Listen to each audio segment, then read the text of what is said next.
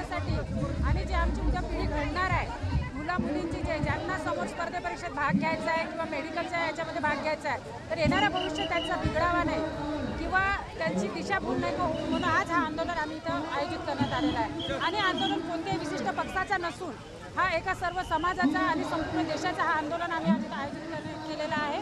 आणि संपूर्ण विद्यार्थ्यांना आवाहन करून त्यांना आपल्या येणाऱ्या भविष्याची जाण व्हावी म्हणून हा आंदोलन इथं आयोजित करण्यात आलेला आहे. आम्ही देवरीमध्ये हा निशान म्हणजे निषेध मोर्चा काढलेला आहे. याचे मागचं कारण एकच आहे की जे पेपर फुटी झाली आहे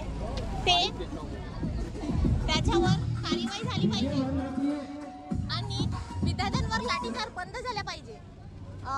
कोणत्याही